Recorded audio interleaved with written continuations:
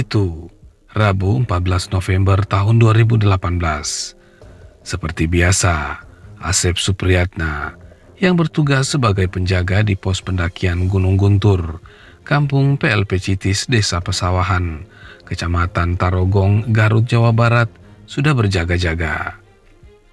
Maklum, setiap hari ada saja anak muda yang ingin mendaki gunung itu.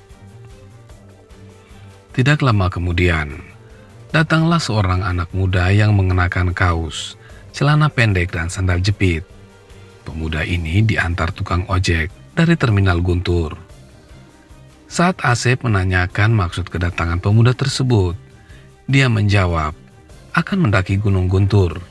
Teman-temannya segera datang menyusul.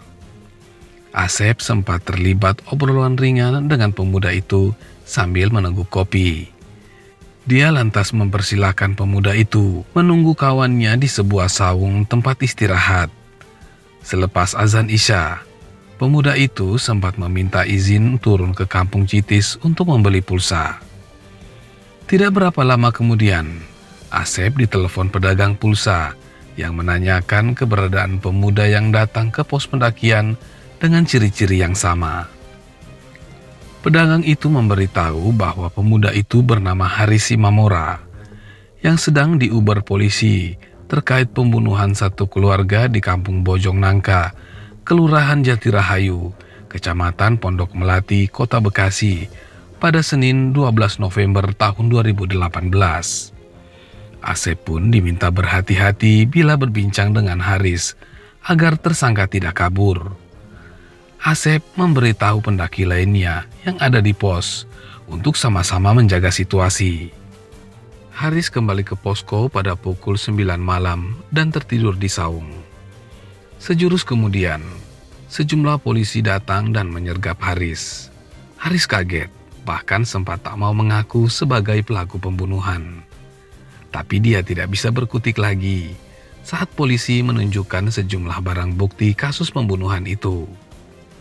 Keberhasilan polisi mengendus dan menangkap Haris berawal saat penyelidikan terbunuhnya Daperum Nainggolan, Maya Sofia Ambarita, serta kedua anak mereka, Sarah dan Arya, sejak Selasa 13 November.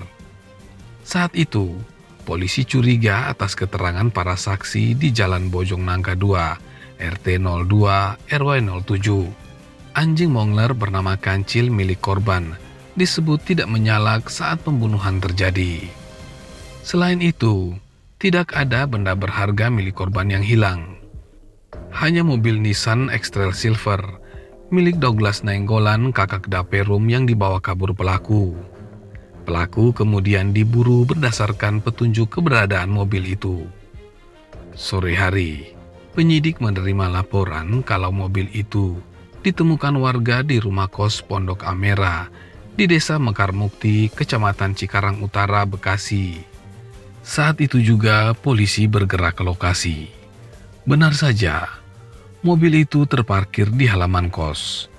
Dari sinilah identitas Haris terkuak setelah pemilik kos-kosan memberitahukan kalau yang membawa mobil itu meninggalkan begitu saja di parkiran setelah menyewa kamar nomor 201. Setelah beberapa lama di dalam kamarnya, Haris kemudian keluar dengan alasan akan balik lagi karena ada keperluan. Tak tahunya, Haris tidak kunjung datang sampai ada warga yang melaporkan soal mobil yang sedang dicari polisi itu. Polisi menemukan bercak darah pada gagang pintu mobil bagian kanan, safety belt, pedal gas, dan karpet di bawah kemudi. Namun, mobil belum bisa dibuka karena kuncinya tidak ada. Di kamar 201, polisi juga menemukan celana panjang warna hitam yang terdapat noda darah yang sudah mengering. Polisi mencoba mengontak nomor ponsel Haris yang dicatat pemilik kos. Pemilik kos diminta berpura-pura menanyakan pelunasan pembayaran uang kosnya. Polisi terus melacak posisi Haris yang akhirnya ditemukan di sekitar kaki Gunung Guntur.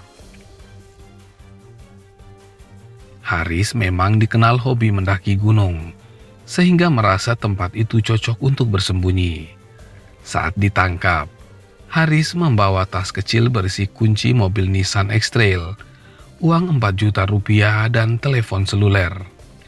Setelah itu, polisi melaju ke Cikarang untuk membuka mobil tersangka. Mobil itu pun langsung dibawa ke Mapolres Kota Bekasi. Haris melakukan pembunuhan keji keluarga Daperum yang juga merupakan kerabatnya karena sakit hati. Dia dendam lantaran sering dimarah-marahi dengan kata-kata kasar oleh Daperum. Daperum sering memakinya sebagai orang tak berguna. Sebelum kejadian, Haris datang ke rumah Daperum sekitar pukul 21.00 dengan alasan mau menanyakan rencana membeli baju baru buat Natal kepada istri korban. Dia langsung mengambil linggis di pojokan rumah yang digunakan untuk membunuh suami istri itu ketika tertidur pulas. Sementara kedua anak korban dicekik hingga tewas. Warga dan penghuni kos milik Douglas terkejut mengetahui perbuatan Haris. Bagaimana tidak, Haris masih boru tulang atau sepupu Maya. Haris juga sering membantu mengantarkan barang dagangan toko Sanjaya milik Daperum. Warga melihat Haris pada Minggu 11 November tahun 2018.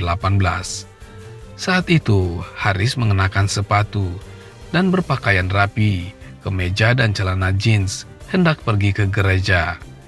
Tetangga lainnya juga sering mengungkapkan, Haris sering membawa mobil box, mengambil dan mengantar barang kebutuhan toko Daperum. Pada pengadilan tingkat pertama, Haris divonis hukuman mati. Haris pun terus menggantungkan asa agar lolos dari vonis mati yang diputus hakim. Dia lalu mengajukan banding ke Pengadilan Tinggi Bandung. Namun permohonan banding Haris ditolak sehingga dia tetap dihukum mati karena membunuh sekeluarga di Bekasi. Dia kemudian mengajukan kasasi. Namun Mahkamah Agung menolak kasasi Haris dan menguatkan hukuman mati yang dijatuhkan padanya. Dalam pertimbangannya, hakim menyebutkan, berdasarkan fakta-fakta yang relevan, secara yuridis terbukti bahwa perbuatan terdakwa menghilangkan nyawa para korban tidak dilakukan secara spontan dan seketika, melainkan ada jarak waktu yang cukup bagi terdakwa untuk melakukan atau tidak melakukan perbuatannya. Perbuatan terdakwa dilakukan dengan sengaja dan tidak mengenal rasa kemanusiaan. Terdakwa telah menghilangkan nyawa para korban sebanyak 4 orang, satu keluarga. Terdakwa cukup pandai dalam menghilangkan jejak, sehingga menyulitkan penyidikan. Oleh karenanya, pidana yang dijatuhkan tersebut telah dipandang adil dan setimpal dengan perbuatan terdakwa, sebut Ketua Majelis Hakim.